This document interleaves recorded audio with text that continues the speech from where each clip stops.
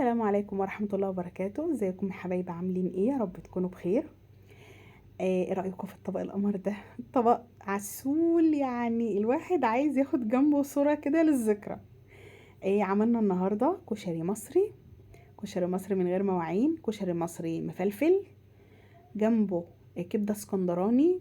كبدة اسكندراني مع الكشري المصري توليفة مفيش بعد كده.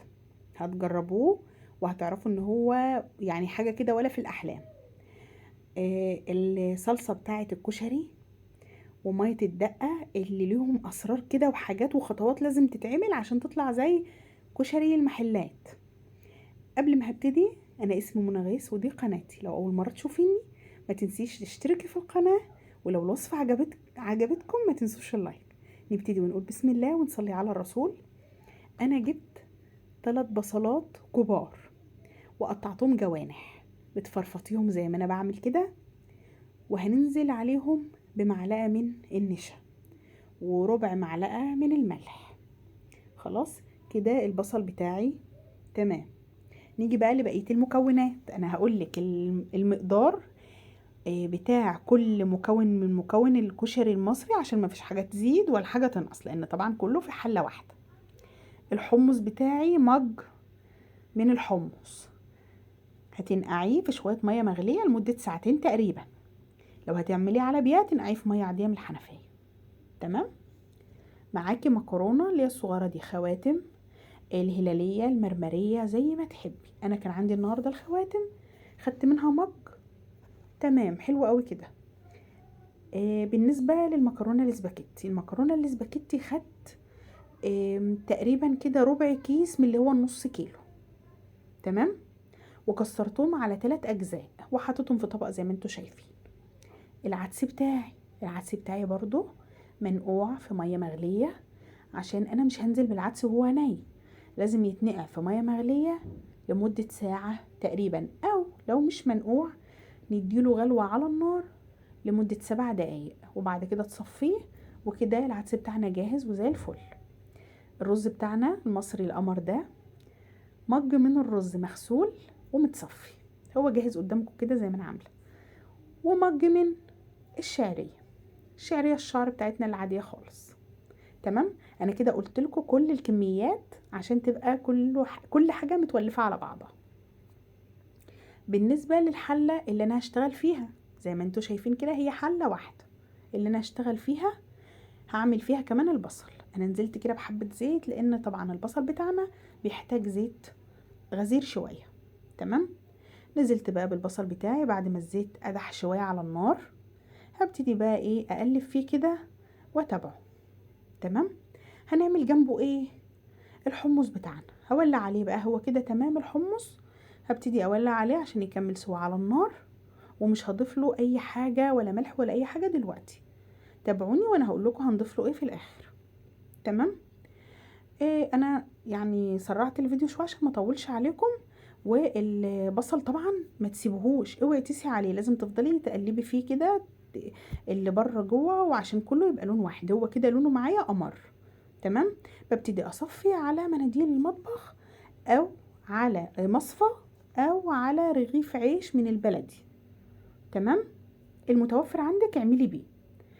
هنجيب حلة علشان نعمل فيها بقى الصلصة بتاعة الكشري. هناخد من الزيت اللي احنا عملنا فيه البصل كبشتين كده، وننزل على الحلة بتاعتنا اللي هنعمل فيها الصلصة بالزيت ده، وننزل عليها بمعلقة كبيرة من التوم المفروم.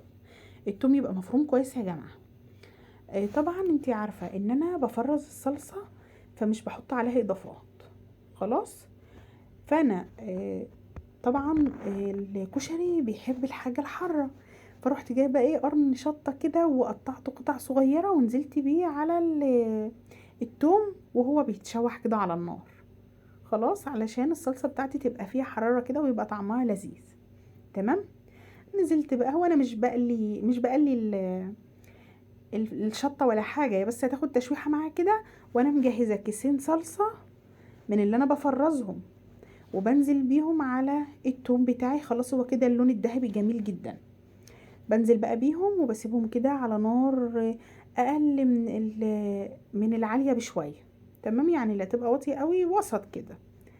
وهنزل بقى على الصلصه بتاعتي بالتوابل. التوابل اللي هي ايه؟ ملح وفلفل اسمر وكمون وكزبره وربع معلقه من البابريكا. طبعا البابريكا بتدي طعم وكمان بتدي لون بتعززه.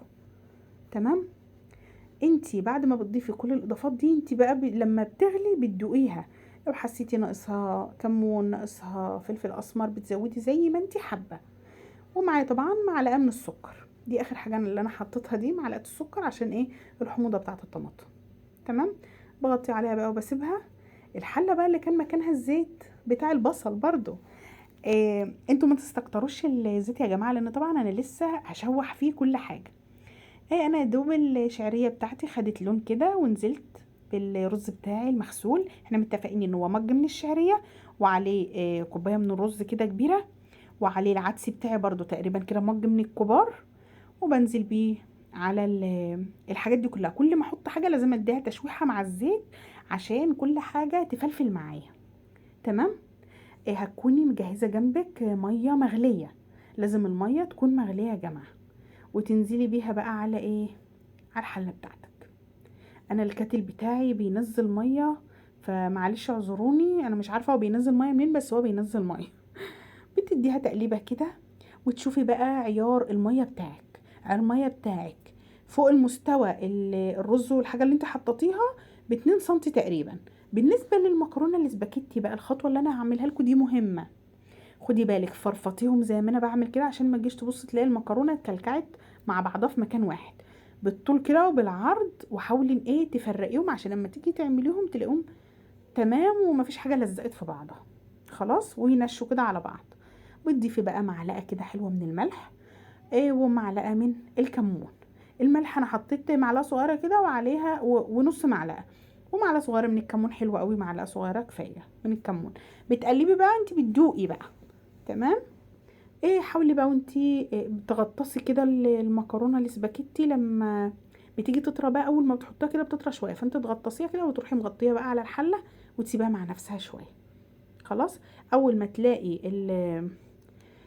الميه خلاص اتشربت معاكي تمام وزي الفل، بتبتدي بقى تقلبي فيه، وتروحي مهديه على النار، او حاطه له الشياطه بتاعتك، واي شياطه انت بقى هتحطيها الصاجه، وتهدي على النار خالص، وتسيبيه بقى يتردد كده براحته على النار عشان يطلع معاكي مفلفل وحلو. شوفوا الاسباجيتي ما شاء الله كل واحده لوحدها، مفيش حاجه لزقت في بعضها. انت بتقلبيهم بس كويس كده، وبتسيبوهم على نار هاديه، وتحطي تحتيهم الشياطه.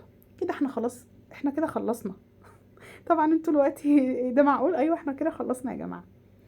والما شاء الله الصلصه بتاعتي يعني اتسبكت اهي. والحمص بتاعي هضيف له بقى وكان خلاص بيستوى، معلقه من الملح ومعلقه من البصل البودر. مش هحط عليه اكتر من كده. لو انت عندك اي توابل بقى تانية بتحبيها، اللي هي بتاعه البطاطس، اللي بتبقى توليفه البطاطس دي، ضيفي منها، بتخلي طعمه قمر يا جماعه، بيبقى تحفه. بالنسبه بقى للكبده الاسكندراني، الكبده الاسكندراني انا كنت عامله كميه من التوم كده، خدت منهم حبه، وقرن فلفل اخضر، هم دول نص كيلو كبده. ونزلت بالثوم والقرن الفلفل الحامي والقرن الفلفل الاخضر الرومي، وضربتهم مع بعض في الكبه، وهروح نازله بيهم على الكبده بتاعتي. وطبعا هضيف انا كده انا بتبل الكبده لسه. خلاص، فهضيف بقى عليها كمون وفلفل اسود وكزبره، وطبعا الاساسي معايا الخل، ومعلقه صغيره كده من الملح. تمام، معلقه مش مليانه قوي، وانا بشوف لو احتجت ملح وانا بشوحها على النار بتضيفي بقى تبع رغبتك انت. وبالنسبه للخل تقريبا كده 4 5 معالق كده من الخل. وتقلبي الكلام الجميل ده مع بعض، وتسيبيه مع نفسه كده على ما نعمل ميه الدقه بتاعت الكشري. هقول لكم بقى ميه الدقه في اي حله عندك، حله كسرولة، مقلايه، اللي انت عايزه تشتغلي فيه اشتغلي فيه. المهم المعيار هيبقى نص كوبايه ميه قباله نص كوبايه من الخل. تمام. ده انا قلت لك بقى خطوه خطوه كده. معلقه صغيره من الثوم المفروم، وهنزل بالتوابل بتاعتي اللي هي الكمون والكزبره والشطه تمام. الشطة حوالي نص معلقة صغيرة من الشطة، وربع معلقة كده من الملح، وعصرة ليمونة. طبعا الليمون ده بقى، الليمون مع الخل بيبقى حكاية. عايزينها بقى تبقى واخدة لون كده حلو احمر كده فبناخد معلقتين 3 كده من الصلصة اللي احنا عملناهم. الصلصة اللي هي الحمرا، صلصة الطماطم بتاعت الكشري. بصوا بقى الكشري بتاعي بعد ما حطيته الشياطة تحته وهديت على النار، ما شاء الله. شوفوا انتوا اصلا شايفين مفلفل جدا.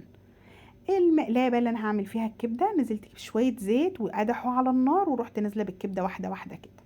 تفضلي بقى تقلبي فيها تقلبي فيها، وتروحي نازله عليها بعصره ليمون وهي على النار. لو احتجتي ملح حطي بقى معلقه ملح، وغطيت عليها كده وسبتها. انا طبعا كانت كل حاجه جهزت معايا. غرفت الكشري بتاعي، البصل كان خلاص صفى من الزيت، نزلت بيه كده عليه معلقه الصلصه، فوقيها شويه الحمص، فوقيها شويه الكبده والصلصه بتاعتي الحمراء وميه الدقه وحاجه كده يا جماعه حكايه. وانتوا بتاكلوا بقى الكشري بتاعي ده هتحسوا ان انتوا بتسمعوا لحن جميل. حاجه كده كلها متولفه مع بعضها، كل حاجه مظبوطه، كميات مظبوطه، الطعم مظبوط. اتمنى من كل قلبي ان تكون الوصفه عجبتكم، واتمنى تجربوها، مش هتندموا يا جماعه والله. والف هنا مقدما للي هيجرب الوصفه. ما تنسوش اللايك والشير والسبسكرايب وتفعلوا زر الجرس. كنت معاكم انا منى غيث، اشوفكم على خير. باي باي.